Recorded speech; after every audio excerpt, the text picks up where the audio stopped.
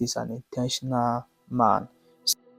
Hello, everyone. Welcome to another episode of our teachings. We are going to be dealing with the intentional man, and the full focus is about reclaiming the original blueprint. We actually live in a generation where the standard for manhood has been drastically compromised. Society has just increased the rate of recklessness and irresponsibility to the point where even men who begin to exhibit basic morality, they begin to lack the true originality of God in their daily lives.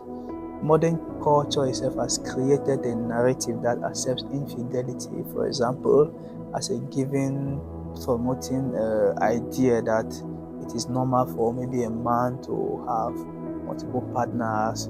It is normal for men to cheat. I'm sure we have been hearing those kind of things. It's like a norm in the society. But however, it was not so from the beginning. It was not so. And that's a need of us actually diving into who the intentional man truly is. The intentional man is one who goes back to the original blueprint that God created. So the intentional man is one who actively resists this cultural shift where negative things become a norm. That's the intentional man does not actually flow in that line, like following that thing to actually take it upon himself as a norm. He goes back to God's original plan, and he's very purposeful in his actions, all right? His faith, his responsibilities, he recognizes that true strength and authentic masculinity is not about the modern culture, but is found in when he's in alignment with the Creator, that's God himself. So this intentionality is not limited to a single area, maybe because I used an example earlier that infidelity and so on, a man having multiple partners. So intentionality is not limited to just a single area, but it extends to every vital aspect of a man's life, in particular a man. But remember, we are trying to talk about the intentional man. All right. So an area which could be largely affected if a man can be intentional is the spiritual aspect of a man's life. You see, cultivating a genuine, active relationship with God is better than settling for a superficial religion or basic morality. For example, some people don't drink, some people don't smoke, but it's never about the God aspect.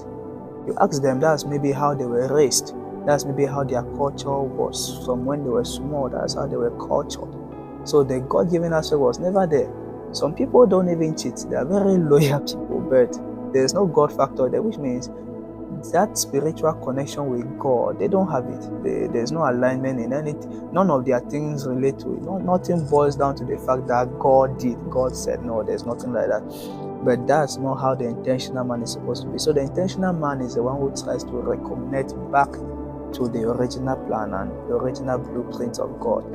Another aspect we could see is the marital and relational integrity part. You see, honoring the covenant of relationships, rejecting the normalization of cheating, and leading on with unfaithfulness in relationships and in marriage is a key role, because nowadays many people begin to find it so comfortable to do stuffs, and they'll tell you that it's in the nature of man.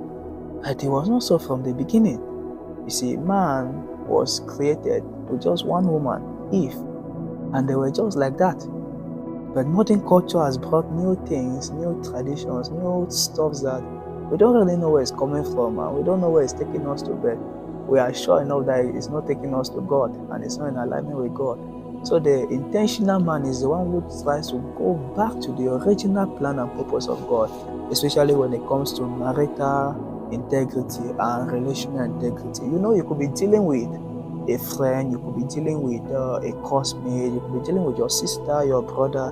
Relational integrity talks about these relationships that you have with people. It may not be intimate relationship, it may not be about